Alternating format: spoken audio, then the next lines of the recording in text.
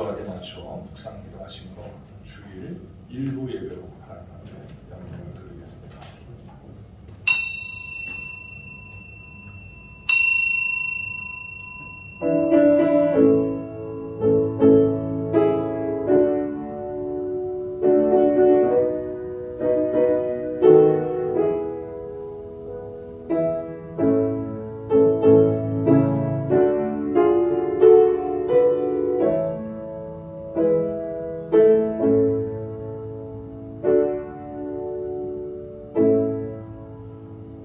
여호와를 의뢰하고 선을 행하라.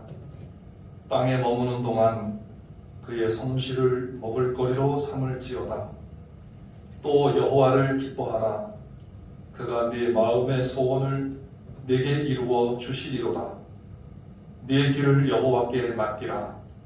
그를 의지하면 그가 이루시고 네 의를 빛같이 나타내시며 네 공의를 정오의 빛같이 하시리로다. 아멘.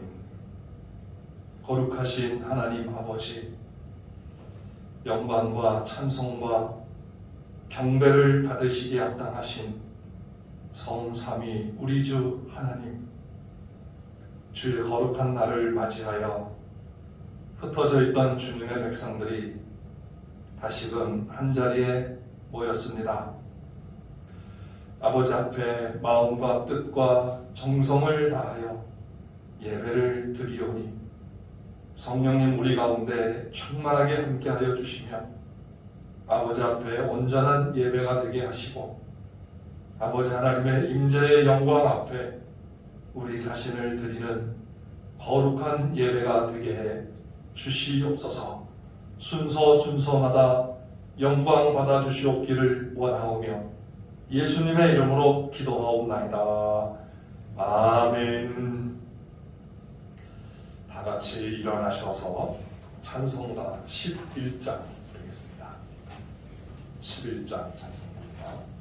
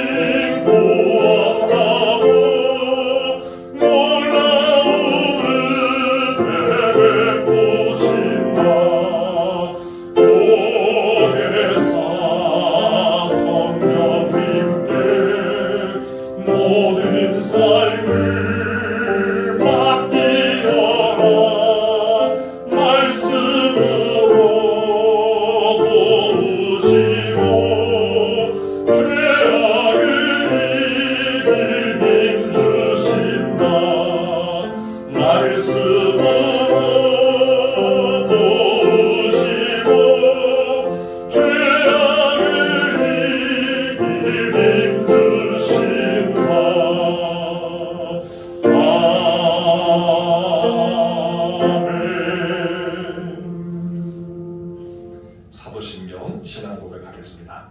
전능하사 천지를 만드신 하나님 아버지를 내가 믿사오며 그 외아들 우리 주 예수 그리스도를 믿사오니 이는 성령으로 잉태하사 동정녀 마리아에게 나시고 본디오 빌라도에게 고난을 받으사 십자가에 못 박혀 죽으시고 장사한 지 사흘 만에 죽은 자 가운데서 다시 살아나시며 하늘에 오르사 전능하신 하나님 우편에 앉아 계시다가 저리로서 산 자와 죽은 자를 심판하러 오시리라. 성령을 믿사오며 거룩한 공회와 성도가 서로 교통하는 것과 죄를 사하여 주시는 것과 몸이 다시 사는 것과 영원히 사는 것을 믿사옵나이다. 아멘. 자리에 앉아주시기 바랍니다. 교동문 제7번 교동문 제7번 시편 13편의 말씀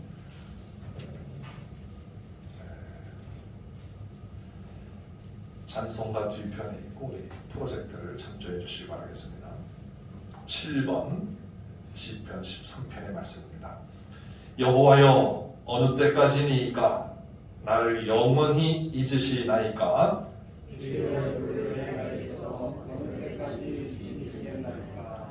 나의 영혼이 번민하고 종일토록 마음에 근심하기를 어느 때까지 하오며 내 원수가 나를 치며 자랑하기를 어느 때까지 하리까. 여호와 내 하나님이여 나를 생각하사 응답하시고 나의 눈을 밝히소서. 두렵건대 나의 원수가 이르기를 내가 그를 이겼다 할까 하오며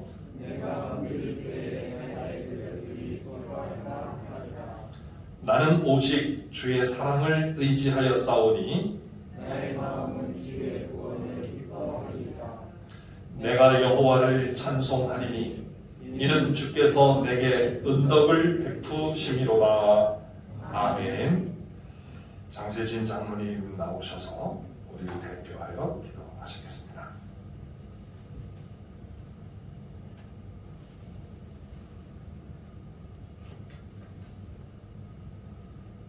사랑과 은혜가 풍성하신 하나님 아버지, 오늘도 귀하고 복된 주일을 허락하신 하나님께 감사하며 찬양하고 경배하며 예배하오니 이 시간 예배를 통하여 주님 홀로 영광 받으시고 저희들에게는 감사와 기쁨이 넘치게 하여 주시옵소서. 예수 그리스도의 십자가 보혈로 저희들의 죄를 사하시고 하나님 나라의 백성 삼아주신 은혜 감사합니다. 예수 그리스도의 제자로서의 사명을 온전히 감당하며 믿음의 군사로 살아가기에 부족함이 없도록 성령님 저희들을 붙드시고 함께해 주시옵소서. 하나님 아버지, 설 명절을 무탈하게 지나게 하신 은혜 감사를 드립니다. 소규모지만 주님의 보좌 앞에 나와 대면 예배를 드리는 이 시간을 소중히 여기며 그 기쁨과 감사함으로 더욱더 하나님 나라를 위하여 충성할 수 있는 믿음을 더하여 주시옵소서. 하나님 아버지, 이 나라와 온 인류에 긍휼을 베풀어 주시고 주님의 강한 손으로 붙들어 주시기를 간절히 원합니다. 코로나19의 위기 앞에서 서로 힘을 합쳐 이 어려움을 극복할 수 있도록 이기적인 마음들을 내려놓고 사랑으로 하나 될 수 있는 은혜를 더하여 주시옵소서.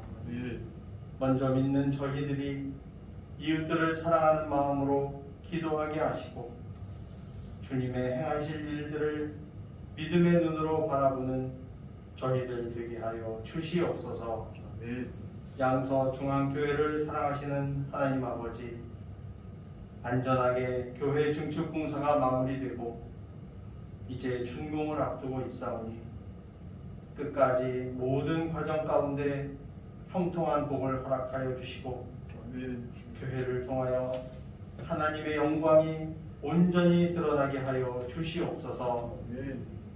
이 땅에 그루터기 같은 교회가 되어 깨어지고 상처받은 영혼들이 주님 안에서 쉼과 평안을 얻는 복되고 은혜로운 축복의 통로가 되게 하여 주시옵소서. 하나님 아버지, 하나님 나라와 교회와 또 연약한 성도들을 위하여 날마다 기도하며 말씀으로 양육하시는 담임 목사님에게 성령 충만함으로 함께하사 말씀을 깨닫는 지혜를 날마다 더하시고 피곤치 않도록 늘 붙들어 주시옵소서. 오늘도 선포되는 귀한 생명의 말씀을 통하여 성도들의 믿음이 자라나고 은혜가 넘치며 말씀 붙들고 살아갈 수 있도록 역사하여 주시옵소서. 하나님 아버지, 주님께 간절한 마음으로 기도하는 모든 성도들의 기도에 응답하여 주시기를 간절히 원합니다. 특별히 노쇠하고 연약한 성도들을 눈동자와 같이 지키시며 강건한 은혜를 더하여 주시옵소서. 교회를 위하여 물질과 기도로 헌신하는 모든 성도들의 삶에도 은혜와 복으로 채워주시옵기를 원하오며 우리의 소망 되시는 예수 그리스도 이름으로 감사하며 기도드리옵나이다. 아멘.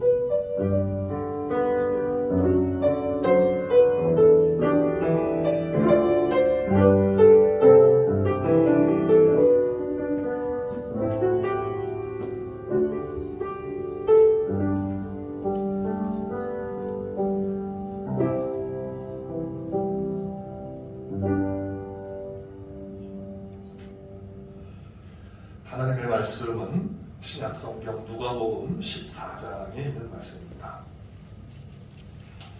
누가복음 14장 1절부터 14절까지 있는 말씀입니다. 누가복음 14장 1절부터 14절까지 있는 말씀 봉독하겠습니다.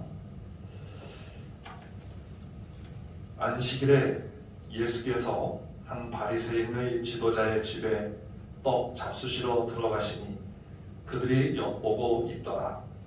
주의 앞에 수종병 든 한 사람이 있는지라.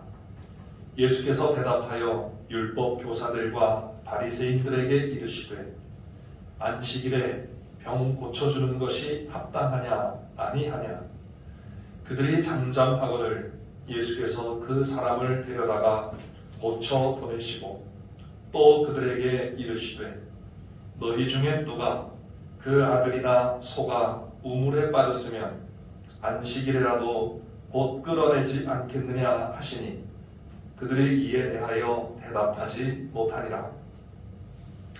청함을 받은 사람들이 높은 자리 택함을 보시고 그들에게 비유로 말씀하여 이르시되 내가 누구에게나 혼인잔치에 청함을 받았을 때에 높은 자리에 앉지 말라. 그렇지 않으면 너보다 더 높은 사람이 청함을 받은 경우에 너와 그를 청한 자가 와서 너더러 이 사람에게 자리를 내주라 하리니 그때에 내가 부끄러워 끝자리로 가게 되리라. 청함을 받았을 때에 차라리 가서 끝자리에 앉으라. 그러면 너를 청한 자가 와서 너더러 벗이어 올라 앉으라 하리니 그때에야 함께 앉은 모든 사람 앞에서 영광이 있으리라. 무릇 자기를 높이는 자는 낮아지고 자기를 낮추는 자는 높아지리라. 또 자기를 청한 자에게 이르시되 네가 점심이나 저녁이나 베풀거든 벗이나 형제나 친척이나 부한 이웃을 청하지 말라. 두렵건대 그 사람들이 너를 도로 청하여 네게 가품이 될까 하노라. 잔치를 베풀거든 차라리 가난한 자들과 몸 불편한 자들과 저는 자들과 맹인들을 청하라. 그리하면 그들이 갚을 것이 없으므로 네게 복이 되리니 이는 의인들의 부활 시에 네가 가품을 받겠음이라 하시더라. 아멘. 오늘은 영상 찬양으로 총신화이어 여성 중창단의 왕이신 나의 하나님 찬양이 있겠습니다.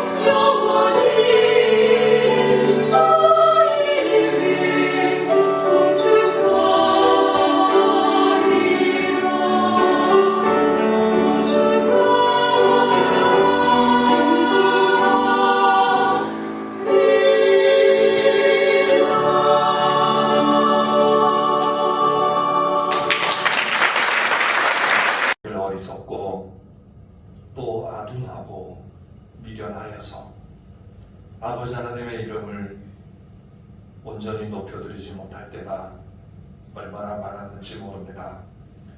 저희들의 이 연약함을 긍휼히 여겨주시고 또 날마다 깨우쳐 주시며 우리의 입술로 하나님을 찬양하게 하시고 또 우리의 마음과 우리의 손과 발을 통하여 아버지께 영광 돌릴 수 있게 해주시니 참으로 감사하옵나이다.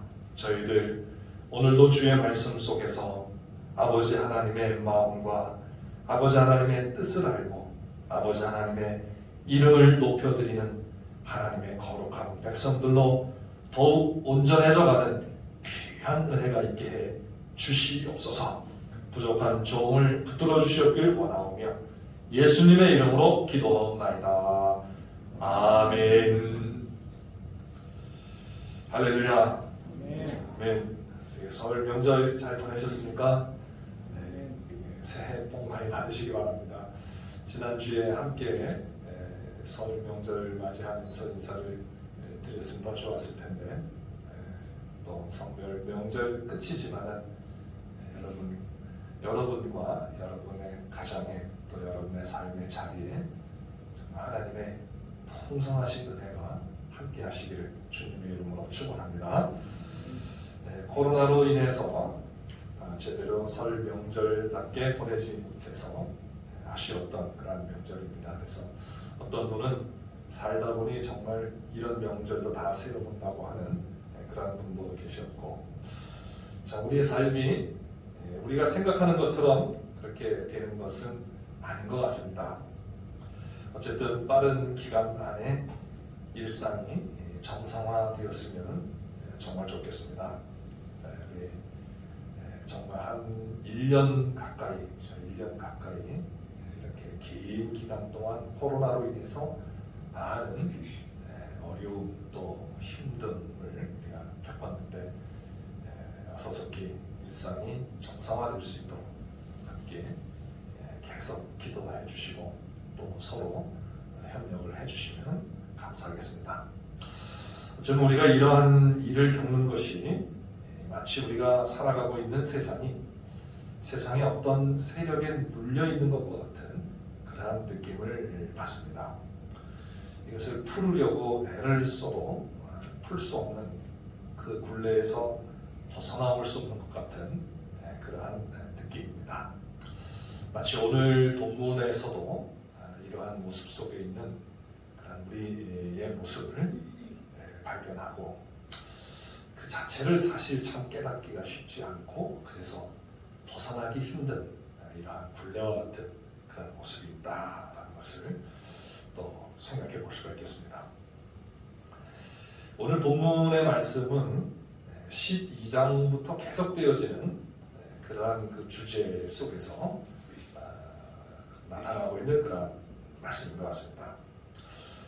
그 주제는 이 외식이라고 하는 주제죠. 제자가 주님의 제자로서 어떻게 살아가야 할지를 또 어떻게 그 제자의 삶을 살아내야 할지 예수님께서 가르치시는데 특별히 이 외식의 문제를 상당히 집중적으로 계속해서 말씀을 하고 계시다는 것이죠.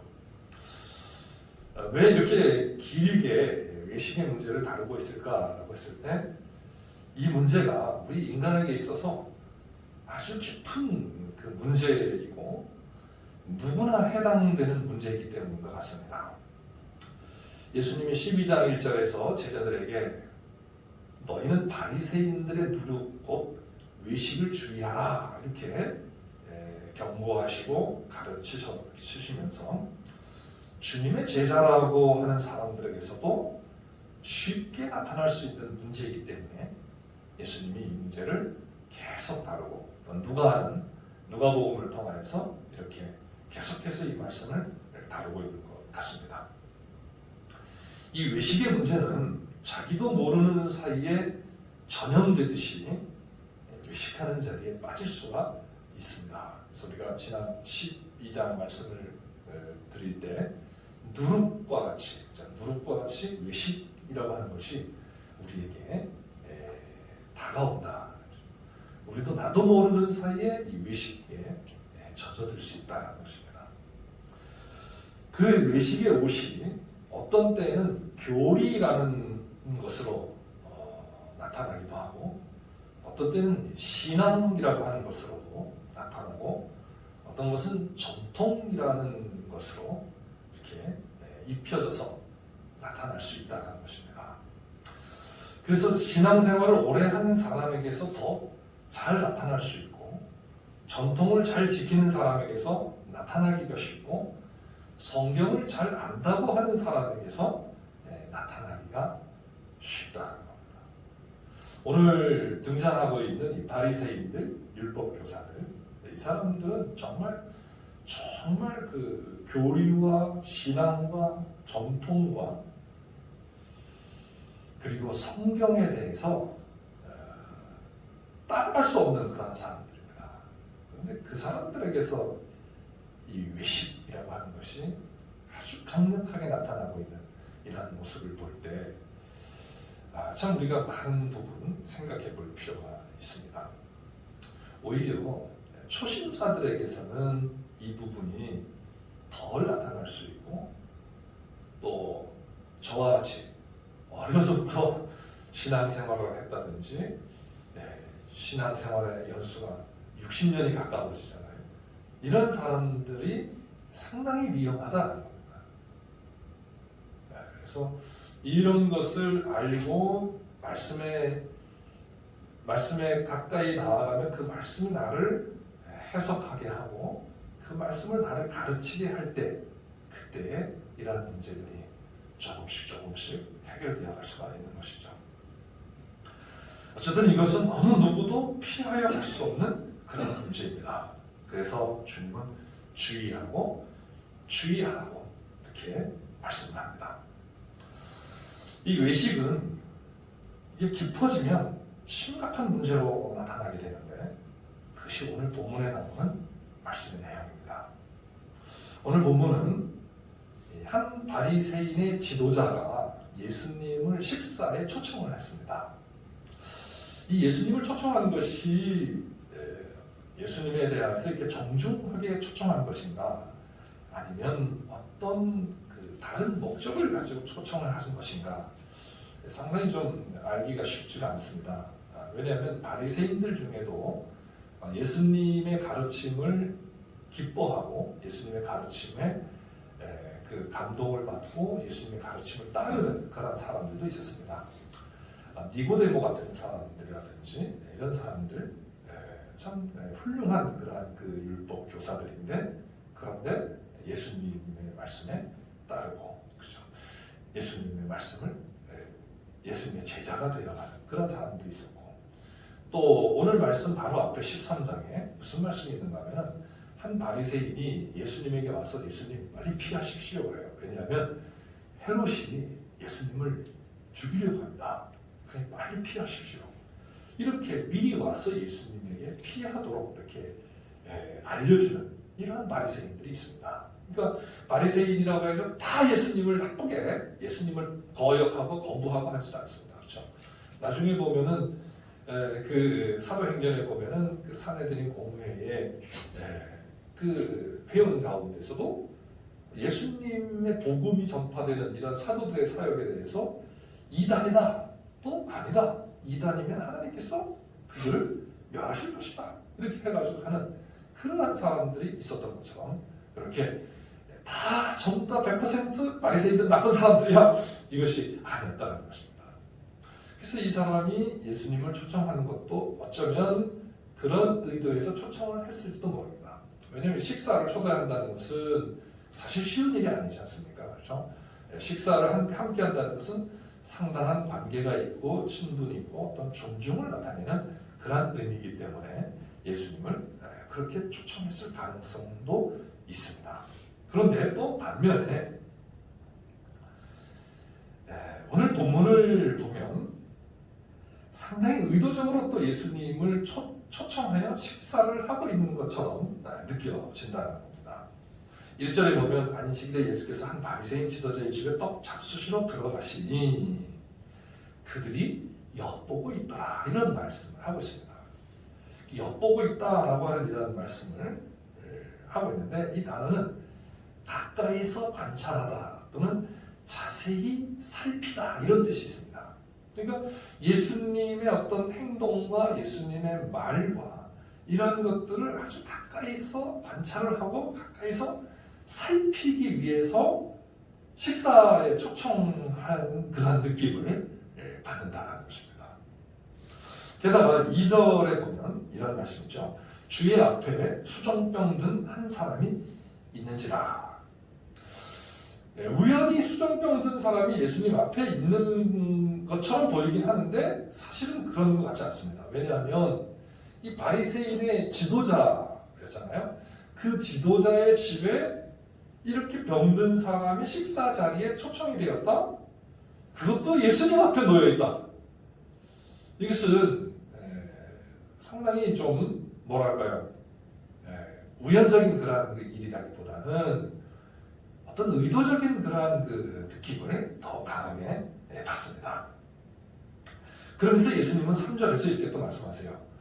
예수께서 대답하여 율법 교사들과 바리새인들에게 이르시되 안식일에 병 고쳐주는 것이 합당하냐 아니하냐 이렇게 말씀하십니다. 무슨 질문을 했는지는 모르지만은 예수님은 그들에게 답변을 이렇게 하십니다. 안식일에 병을 고쳐주는 것이 합당하냐 아니하냐 이렇게 대답을 질문식으로 이렇게 하십니다. 이 말은 이미 그들이 예수님에게 이 병자를 고쳐줄 거냐 고쳐주지 않을 거냐라고 하는 그런 질문을 한 것 같습니다. 이것이 말로 직접 말로 당신이 이 사람을 고칠 겁니까? 안 고칠 겁니까? 이렇게 말을 했든지 아니면 예수님은 그들의 마음을 이미 아시잖아요. 그죠? 예수님은 그들의 마음의 생각을 아시기 때문에 그들의 마음에 엿보면서 그들이 무엇을 엿보고 있는지를 아셨다는 것이죠.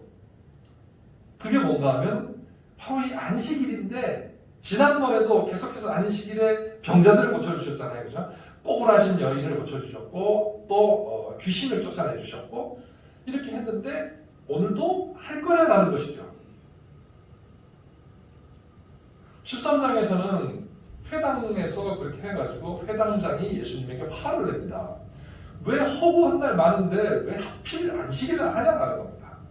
안식일을 어겨가면서.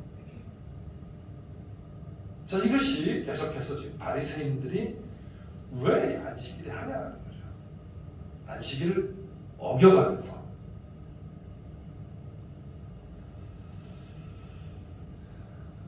그래서 어쩌면 예수님 앞에 의도적으로 수정병 든 사람을 데려다가 놨을지 모릅니다. 만약에 이 병든 사람이 바리새인의 가족이었을지도 모른다 이렇게 생각할 수도 있겠죠, 그렇죠? 그런데 그런 것 같지는 않습니다. 왜냐하면 예수님께서 그를 고치신 후에 돌려보내십니다. 그렇죠? 고침을 받고 떠나가게 하세요. 만약에 초대를 받고 그들의 친척이나 가족이었다면 거기서 고침을 받고 그들과 함께 예수님에게 감사하고 기뻐하면서 정말 하나님 앞에 찬송하고 그랬을 것이 당연하지 않겠습니까? 그죠? 그런데 그러지 않고 그가 고침을 받고 거기서 나갑니다. 자기 집으로 돌아가요. 자, 그렇기 때문에 우리가 알 수 있는 것은 상당히 의도적으로 이 병자를 데리고 와서 예수님 앞에 놓은 것 같은 그러한 인상을 받을 수 있다는 것입니다.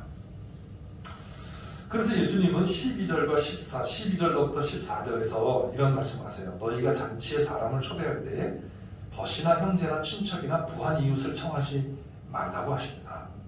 차라리 가난한 자들과 몸 불편한 자들과 저는 자들과 맹인들을 청하라고 하십니다. 만약 이 바리새인이 예수님의 이러한 의도를 알고 그 사람을 데리고 왔다면 그가 나음을 받도록 예수님께서 고쳐주시기를 구하였을 것이고 고침을 받았을 때 엄청 기뻐했을 것이고 예수님께 감사의 인사를 했을 것입니다. 그런데 그러한 모습은 하나도 없습니다. 그렇다면 그 사람이 예수님이 바리새인의 집에 오셔서 식사를 하시니 내가 들어가서 병을 고침을 받아야 하겠다고 생각을 하고서 용기를 내서 왔다고 볼 수도 없습니다. 왜냐하면 이것은 거의 불가능한 일이죠. 바리새인 중에서도 지도자였던 사람의 집에 감히 병든 사람, 어쩌면 부정한 사람으로 죄인으로 취급을 받았을 가능성이 높은 사람이 그의 집에 들어간다는 것은 어려운 일이었을 것입니다. 그리고 식사에 청함을 받지 않은 사람이 간다는 것은 불가능한 일이었을 것입니다. 예수님께서 말씀하신 대로 가난한 자, 병든 자, 몸 불편한 자, 맹인들은 그들이 일반적으로 별로 좋아하지 않는 그런 사람들이었습니다. 그렇기 때문에 그 병든 사람이 예수님 앞에 있다는 것은 다분히 그들이 의도적으로 데려다 놓은 것이라고 생각할 수가 있습니다. 7절부터 11절의 말씀을 통해서도 또 알 수 있습니다. 이 말씀에서는 그들이 청함을 받아서 집에 와서 자리에 앉으려 할 때 서로 높은 자리에 앉으려 하고 했다는 것을 말씀하고 있습니다. 그런 사람들이, 서로 높은 자리에 앉으려고 하는 사람들이 수종병 든 사람을 초청을 할 리가 만무라는 것이죠. 자, 이게 외식의 모습입니다. 정말 무자비한 모습이죠. 병든 사람은 자신의 병으로 고통을 받고 있는 자체도 힘들 텐데 그것을 이용하고 있다는 겁니다. 여러분, 이보다 더 처참한 경우가 어디 있겠습니까? 아픈 사람에 대해서, 고통당하는 사람에 대해서 위로의 말을 한다든지, 그렇죠? 우리가 어떻게 해줄 수는 없잖아요. 내가 뭐 나아라 할 수도 없는 거고, 뭐 어떻게 할 수가 없습니다. 그래서 할 수 있는 것은 뭐 조그만 음식이라도 해서 그래도 이거라도 한번 먹어보라고 할 수 있는 거고, 말 한마디라도 얼마나 힘들겠니? 그죠? 그리고 정말 좀 잘 참아라. 또 내가 기도해 줄게. 이 말밖에 할 수 없는 거죠.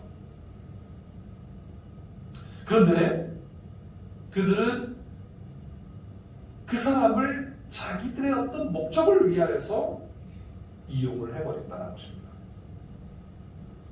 그러면서도 전혀 죄의식이 없습니다. 이게 외식이 깊어지면 나타나게 되는 심각한 문제라는 것입니다.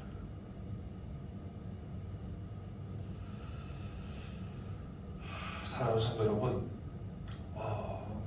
저희들도 참 그러기가 쉽습니다. 네. 왜냐하면 우리는 자꾸 나하고 어떤 자꾸 그런 생각합니다. 내 수준에 맞는 사람, 그런 사람하고 자꾸 이렇게 관계를 가지려고 하고, 또 여기서 나오는 것처럼 식사하는 이런 교제를 나누려고 합니다. 그리고는 나보다 못한 사람, 그런 사람들에서는 별로 관심이 없고, 특히 어려움에 처한 사람, 그런 사람에 대해서 외면하기가 쉽고, 자칫 그런 사람을 이용해서 어떤 나의 의의를 드러내거나, 좀 어려운 사람 조금 도와주고서는 생색을 낼 수 있는 이러한 외식에, 그 외식의 굴레에 빠지기가 쉽다는 것입니다. 저희도 자랑거리가 좀 있습니다. 우리 교회가 어려운 가운데서도 선교와 부재하는 일에 정말 몇십 년 동안을 계속 지속해 왔습니다. 근데 이게 자칫하면 외식적인 의의가 될 수도 있다는 것입니다. 그래서 굉장히 조심을 해야 됩니다.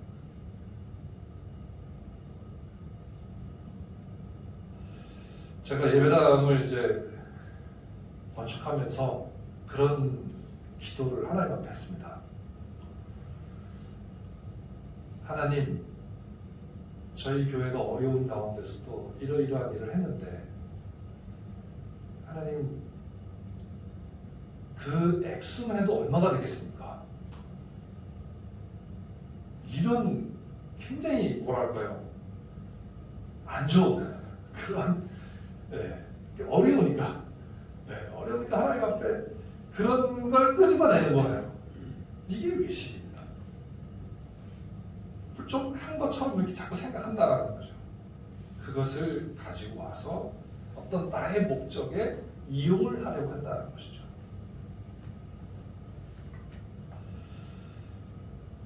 이러한 그들에게 예수님이 질문을 하십니다.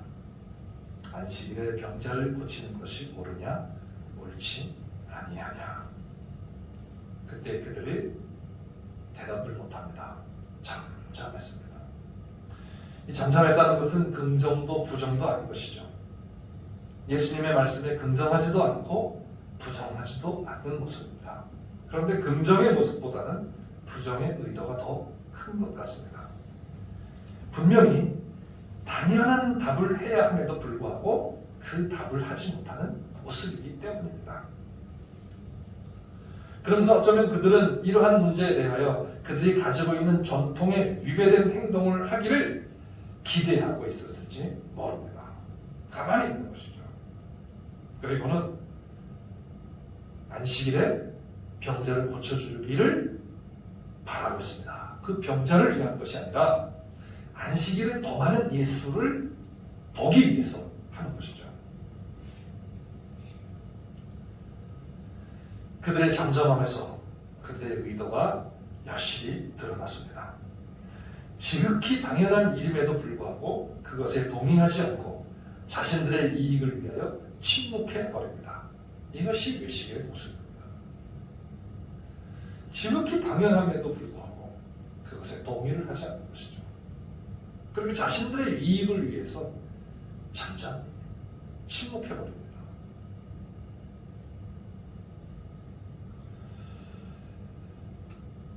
사랑하는 성도 여러분, 오늘 말씀을 우리 다시 한번 보면서 내가 정말 주님의 이 당연한 주님의 질문에 당연한 대답을 해야 되는데도 대답을 하지 못하고 있는 그런 우리의 모습은 없는가?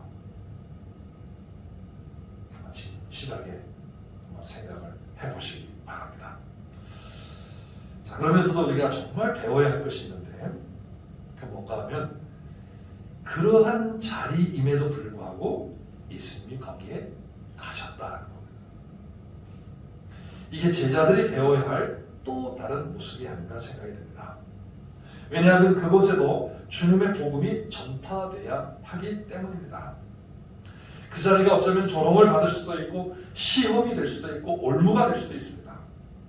그래서 우리가 지혜롭게 해야 하지만 어떤 때에는 이러한 자리에도 담대하게 그리고 자비의 마음을 가지고 가야 할 때가 있다는 것입니다.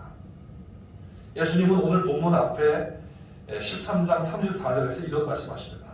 예루살렘아 예루살렘아 선지자들을 죽이고 내게 파송된 자들을 돌로 치는 자여 암탉이 제 새끼를 날개 아래 모음같이 내가 너희의 자녀를 모으려 한 일이 몇 번이냐. 그러나 너희가 원하지 아니하였도다. 예수님은 예루살렘의 악함을 아시면서도 그 예루살렘을 위하여 눈물을 흘리시며 암탉이 제 새끼를 모으듯이 모으려 애를 쓰셨다고 말씀하십니다. 왜냐하면 그들도 하나님의 백성이 되어야 하기 때문입니다. 그들에게도 하나님의 복음을 보여주셔야 하기 때문에 그들에게도 자비의 마음을 가지고 그 자리에 가셨던 것입니다. 그래서 예수님이 그들의 마음과 생각을 아시는데 그 의도를 모르시겠습니까? 그렇지만 그 자리에 예수님이 담대하게 가셨습니다. 왜? 그러한 그들에게도 복음이 전파되어야 되고 하나님의 나라가 거기에도 임하여야 하기 때문에 이게 예수님의 마음이며 이게 예수님의 하나님의 마음이고 하나님의 뜻입니다. 그래서 주님을 따르는 저와 여러분에게 필요한 마음이 바로 이러한 마음이어야 한다는 것을 오늘 말씀 통해서 또 한번 기억하시기를 바라겠습니다. 그래서 이 마음을 가지고 정말 우리의 이웃에게 세상에 나가서 주님의 복음의 증인이 되어야 될 줄 믿습니다.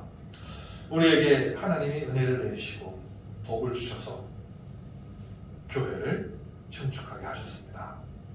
이제 이것을 가지고 우리 어떤 마음을 가지고 이 세상에 나가야 되느냐. 이 세상은 사실 우리를 반겨주는 사람도 있지만 반면에 우리를 너네가 어떻게 하나 이렇게 보는 사람도 많이 있습니다. 지금 우리가 겪고 있는 이 상황이 그런 모습 아니겠습니까?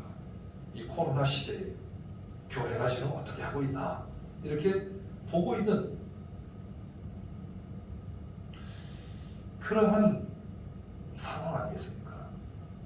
그럼에도 우리는 어떻게 돼요? 예수님께서 그 바리새인의 집에 가셨던 것처럼 우리도 가야 되는데 어떤 마음을 가지고 가야 되는가 하면 예수님의 마음을 가지고 가야 됩니다. 그 마음은 자비의 마음입니다. 예루살렘이 예수님을 거역하고 심지어 예수님을 이제 잡아서 십자가에 못 박아 죽이는 그러한 곳인데 예수님은 암탉이 제 새끼를 품듯이 그들을 품으려고 애를 썼다라는 겁니다. 이게 주님의 제자들이 가져야 하는 그런 마음이고 그러한 마음이 있을 때 외식하지 않게 된다는 겁니다.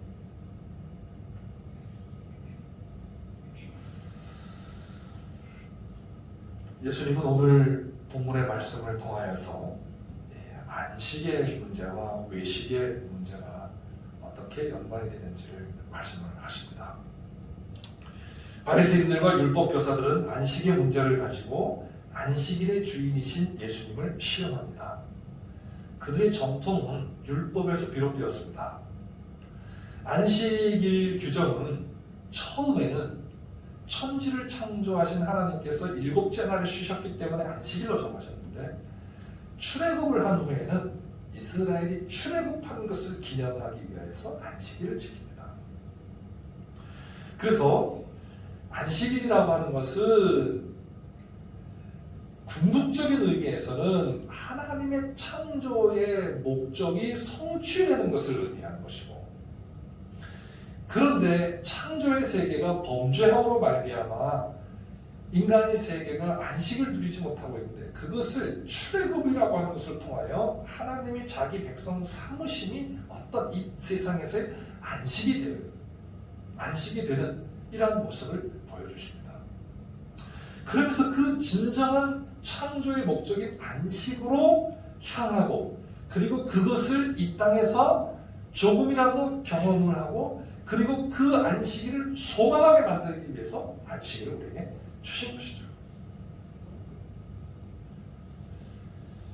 그런데 이 율법적 전통을 가지고서 자칫 이들이 무엇을 만들어 버렸는가 하면 안식일에 아무것도 하지 말아야 된다. 이것이 문자적으로는 맞는데 그런데 무엇과 연관될 때에는 이 문제가 부딪힌다 하면 이 생명이라고 하는 것과 연관될 때 부딪힌다는 겁니다. 안식일에 생명을 살리는 역사가 일어날 때 생명을 죽이는 일이 일어나면 안 된다는 것이죠. 왜냐하면 창조의 목적이 죽이는 것이 아니라 살리는 것이고 하나님과 영원한 삶, 영생을 얻기 위한 그러한 창조의 목적인데 그런데 안식일에 생명을 얻지 못하고 안식일에 죽음을 경험하고 그렇게 된다면 안식일이 의미가 없어진다는 것입니다. 예수님이 안식일에 사람을 고쳐주시고 병자를 고쳐주시고 귀신을 쫓아내신 그러한 사역을 하신 것은 안식일이 어떤 날인가를 보여주신 것이죠. 그래서 안식일은 그냥 일 안 하는 날이 아니라 창조의 목적을 나타내는 날입니다. 창조가 완성이 되어 진정한 창조의 목적인 샬롬을 누리는 날이고 경험하는 날이고 그 샬롬을 바라보는 날입니다.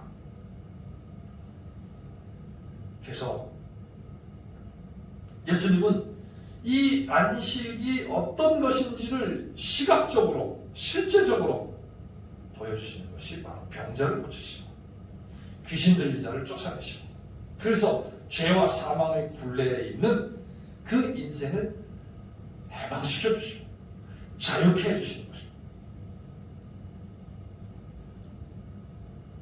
그래서 안식일에는 이 생명과 자유와 사랑의 역사가 일어나야 하는 것입니다. 그런데 바리새인들과 율법 교사들은 자신들이 알고 있는 율법의 해석과 정통에 매여서 진정한 안식을 누리지 못하게 하는 자가 되어 버렸습니다. 이게 외식입니다.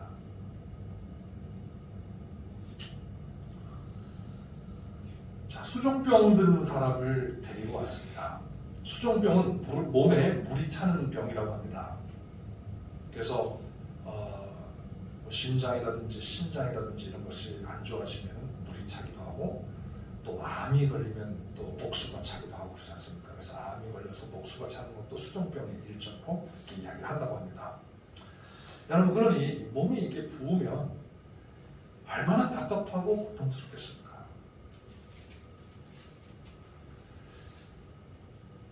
이 병이 암으로 인해서 몸이 붓고 목수가 차고 그렇다면은 고통도 고통이지만은 두려움이 얼마나 크겠습니까? 왜냐면 죽음이 바로 앞에 있으니까요. 죽음의 공포가 엄습하고 몸이 불편하고 고통스러워서 하루하루가 고통스럽고 두려움의 나날이었을 것입니다. 그러한 그에게 안식일이니까 고쳐주지 말고 있으라고 한다면 그럼 어떻게 되겠습니까? 예수님이 내일도 계신다는 보장이 없지 않습니까? 이 사람을 위해서 다시 오시리라고 보장도 없고, 지금 아니면 그가 고침을 받는다는 보장이 없습니다. 그러한 그에게 안식일에 고쳐주나 안 고쳐주나 이것을 보고 있다는 것, 이게 무자비입니다. 이게 외식의 모습입니다. 우리 나라의 속담에 그런 속담이 있지 않습니까? 사촌이 땅을 사면 배가 아프다, 이런 말이 있는 것처럼 우리의 이 마음이 얼마나 좁아파졌는지 모릅니다. 다른 사람이 병이 고침을 받으면 그것을 기뻐하고 감사하고 고침을 받기 위해서 우리가 기도해주고 염려해주고 함께 해주고 그래야 되는데 잘 그러지 못하고, 겉으로는 그러는 것 같으면서 실제로는 그러지 못해요. 이게 외식입니다.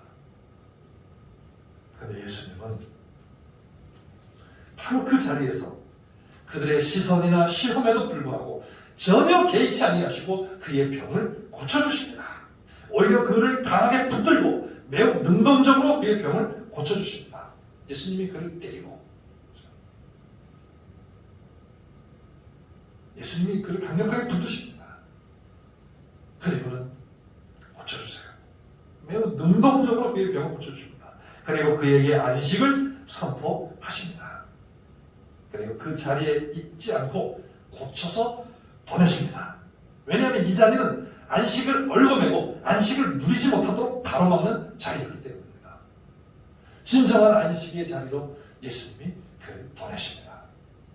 그리고는 안식하게 하십니다. 사랑하는 성도 여러분, 우리는 이 말씀 속에서 많은 것들을 배울 수가 있습니다. 무엇보다 제자는 외식과 위선을 주의해야 한다는 것이죠. 외식은 엄청난 위험을 초래합니다. 그것은 생명을 얻게 하는 일을 방해할 수도 있다는 것입니다. 무자비한 자가 되게 할 수 있다는 것입니다. 수종병 든 자를 불쌍히 여기는 것이 아니라 자신들의 목적을 위하여 이용하는 자가 될 수 있다는 것입니다. 예수님 앞에 놓아두면 예수님께서 당연히 치유하시지 않겠습니까? 그들은 그것을 이용하여 자신들의 목적, 즉 예수님을 함정에 빠뜨리는 일을 하려고 했다는 것입니다. 얼마나 악한 일인지 모릅니다. 그런데 외식하는 자가 되면 나도 모르는 사이에 그러한 사람이 될 수 있다는 겁니다. 이러한 외식의 모습은 무엇으로 드러나는가 하면 자기에 대하여서는 매우 자비하고 안식일도 범할 수 있지만 다른 사람에 대하여서는 무자비함으로 나타난다는 것입니다. 5절 6절에서 예수님이 이렇게 말씀하세요. 너희 중에 누가 그 아들이나 소가 우물에 빠졌으면 안식일이라도 곧 끌어내지 않겠느냐? 너희 아들이나 너희 소가 우물에 빠졌으면 안식일이라도 끌어내지 않겠느냐라는 겁니다. 그런데 이 사람 수종병에 걸려가지고 그 굴레에서 그 수렁에서 벗어나지 못하고 있는, 그 고통 속에서, 두려움 속에서 벗어나지 못하고 있는 이 사람을 안식일이라고 해가지고 끌어내지 않겠느냐.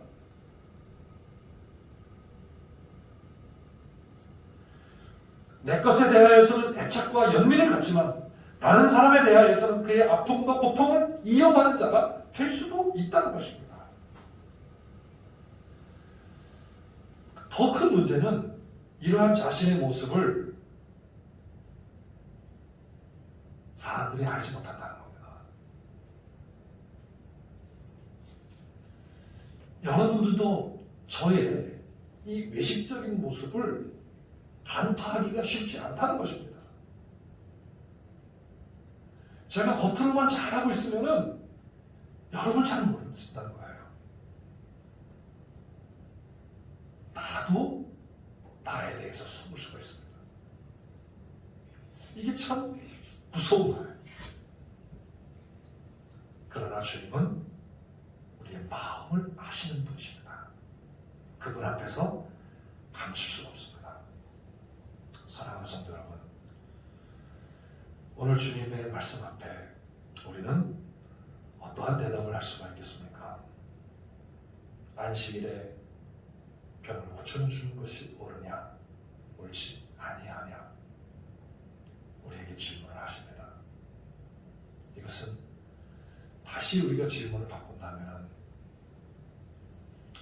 너는 너에 대해서, 네가 가지고 있는 것에 대해서 애착을 갖고 있는데 그것을 다른 사람에 대하여서도 그러한 애착을 가질 수 있겠느냐? 라는 질문으로 바꿀 수가 있습니다. 여러분 한번 진지하게 생각해 보시기를 바랍니다. 하나님께서 우리를 하나님의 백성으로 삼아주시고 교회로 세워주신 이유가 거기 있습니다. 예수님이 바리새인의 집에 그 의도를 알면서도 담대하게, 그리고 자비의 마음을 가지고 그곳에 가셔서 하나님의 복음을 선포하시고 또 그 병자를 고쳐주시고 하시는 그러한 마음, 그것을 우리가 가지고 우리가 이 세상에 서야 된다는 것이죠.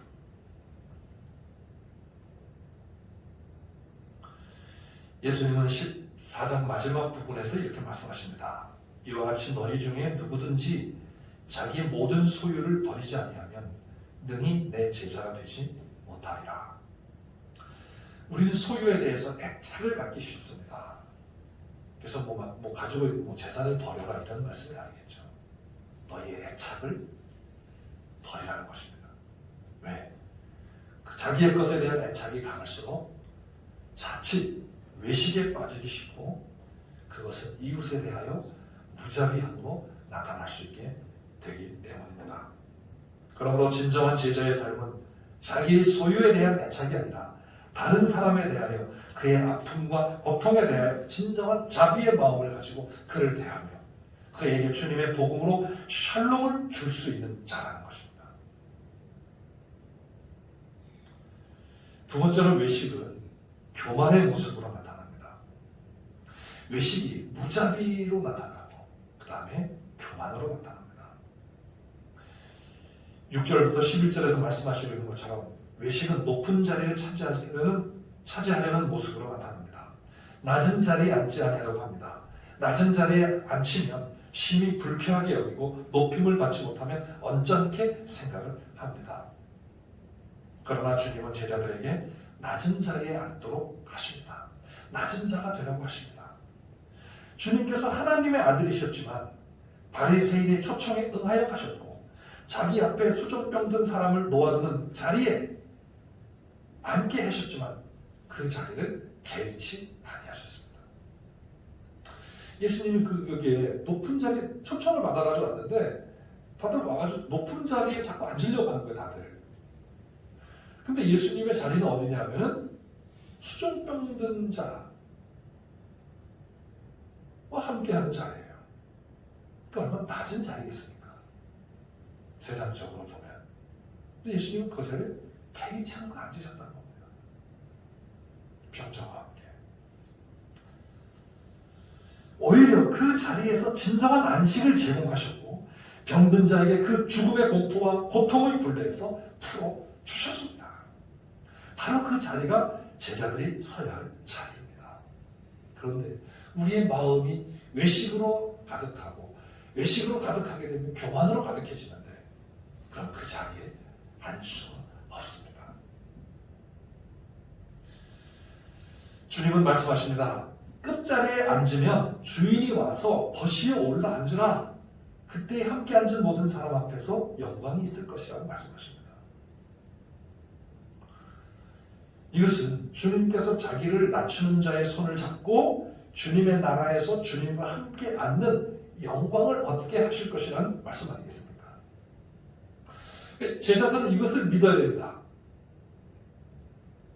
주님이 우리의 손을 잡고 하나님의 나라에서 하나님의 보좌 우편에 계신 주님께서 주님과 함께 앉게 되는 그러한 자리에 우리를 이끌어 주실 것이다 라는 것을 믿어야 됩니다. 그럴 때 우리가 낮은 자리에 들어갈 수가 있는 것입니다. 이 세상이 다라고 한다면 가능하면 우리가 높임을 받고 가능하면 존중을 받고 가능하면 영광을 받는 것이 마땅합니다. 그런데 주님의 나라는 그런 나라가 아니고 주님은 반드시 우리의 손을 이끄시고 주님의 나라 하나님 보좌 우편에서 우리를 거기로 이끌어 올리실 것입니다. 이것을 믿을 때 우리는 예수님처럼 그렇게 낮은 자리에 갈 수가 있는 것입니다. 충분히 갈 수가 있는 것이죠. 이렇게 자기를 낮추는 사람은 사람을 청할 때 벗이나 형제나 친척이나 부한 이웃, 즉 자기에게 유익이 되는 사람을 청하는 것이 아니라 오히려 가난한 자들과 몸 불편한 자들과 저는 자들과 맹인들을 청한다는 것입니다. 그래서 내가 누구를 더 대접하기를 좋아하는가 한번 성향을 보면 돼요. 내가 나를 좋아하는 사람 대접하기를 좋아하는가 아니면 어려운 사람, 불편한 사람, 가난한 사람, 나에게 유익이 별로 안 되는 사람, 손해가 되는 것을 전혀 개의치 아니하고 그런 사람들을 대접을 하는가.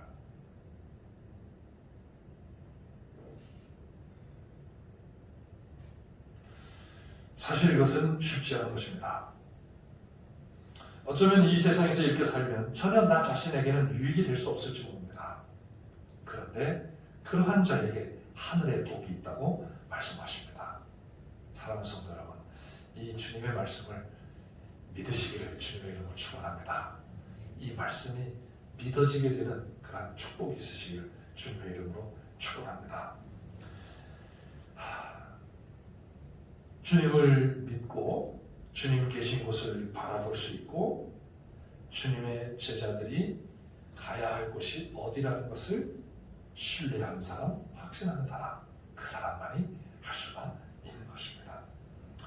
사랑하는 성도 여러분, 외식은 나도 모르는 사이에 생명의 가치를 잃어버리고 자비를 잃어버리고 자기의 생각과 자기 것에 대한 애착에서 벗어나지 못하게 하는 굴레에 씌워지게 되곤 합니다.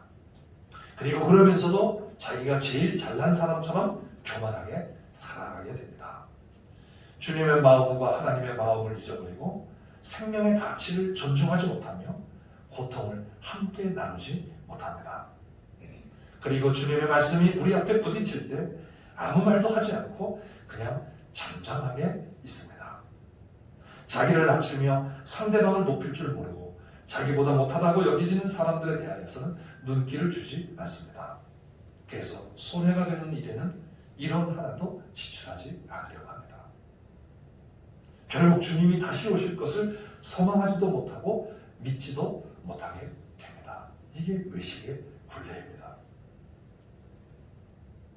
그러나 주님은 이러한 외식과 위선의 굴레 속에 있는 세상 속에 오셔서 하나님 나라의 복음을 전하시며 진정한 안식을 제공하셨습니다.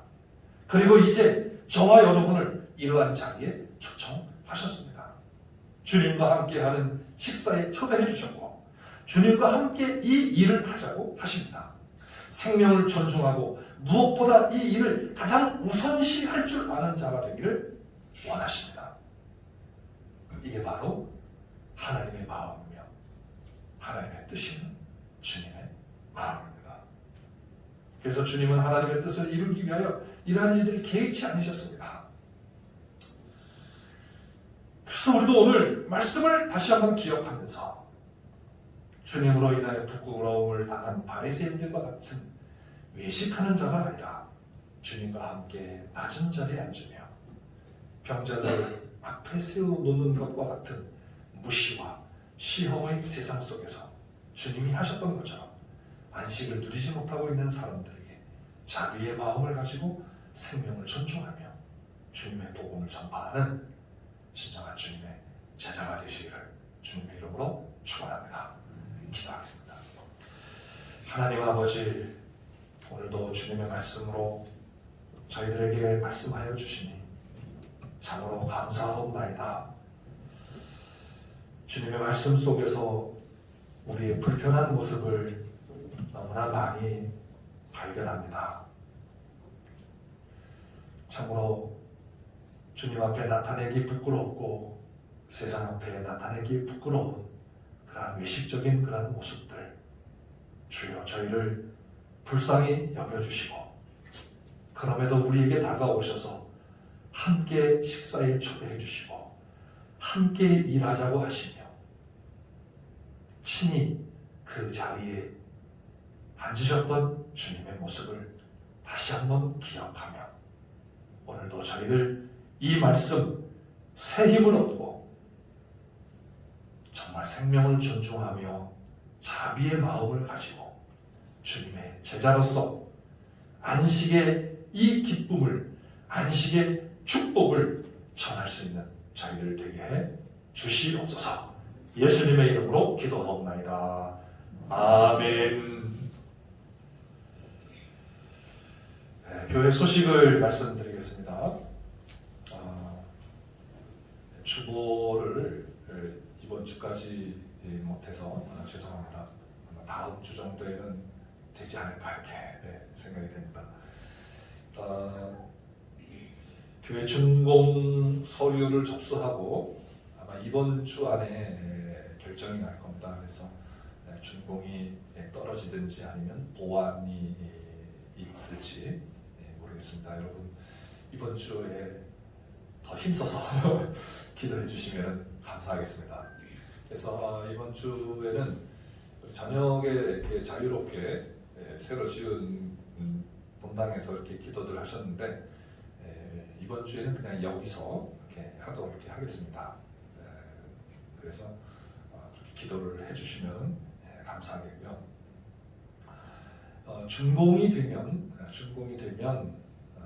준공 예배를 공식적인 그런 행사는 이 대면 예배가 정상화되면은 하도록 하고요.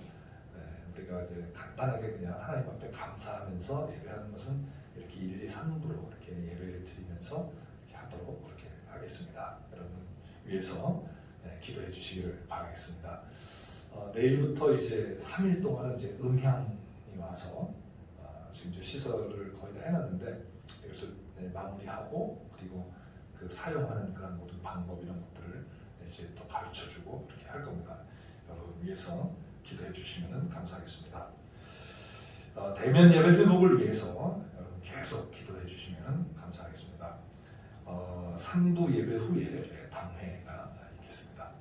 이제 우리 다 같이 일어나셔서 찬송가 452장 부르신 후에 축도하심으로 예배를 마치겠습니다. 452장 452장 먼저 찬송하는 505장 찬송입니다.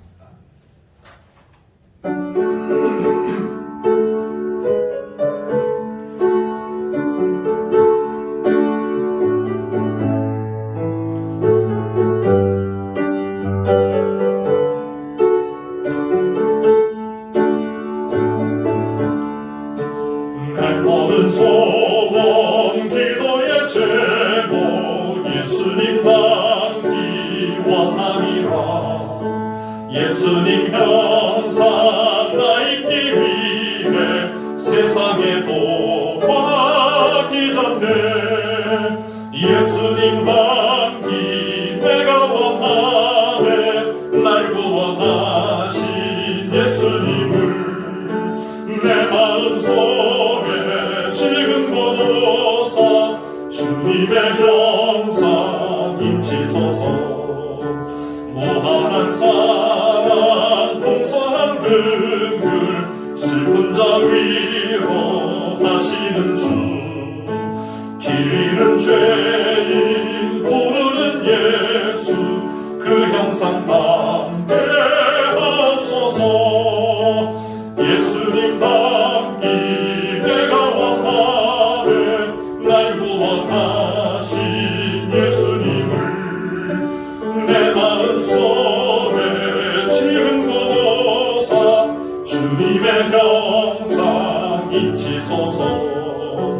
겸손한 예수 거룩한 주님 원수의 멸시 참으시사 우리를 위해 고난을 받은 구주를 담게 하옵소서. 예수님 닮기 내가 원하네 날 구원하신 예수님을 내 마음속에 지금 거둬사 주님의 형상 인치소서. 아멘. 하나님 아버지, 참으로 가식적이고 위선적이고 또 교만한 저희들에게 친히 찾아오셔서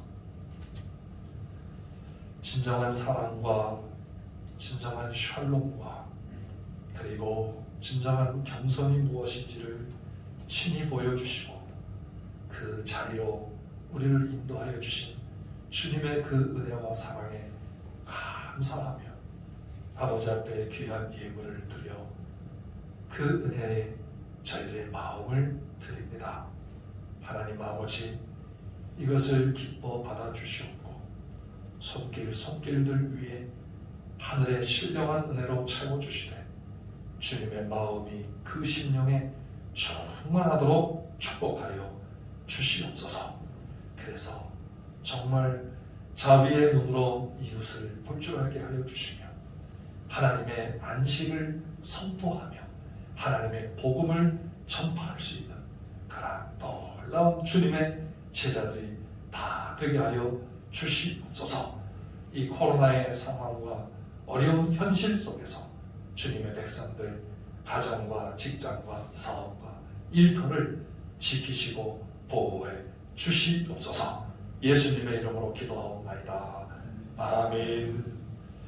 지금은 우리 주 예수 그리스도의 은혜와 하나님 아버지의 넓고 크신 사랑과 성령님의 감동, 감화, 위로, 교통, 충만하시며 외식의 굴레에서 벗어나게 하시며 진정한 샬롬을 전파하며 하나님의 나라 복음을 전파하는 제자를 삼아 그 제자가 되기를 원하는 모든 주의 백성들 머리 위에 이제부터 영원토록 함께 있을지어다.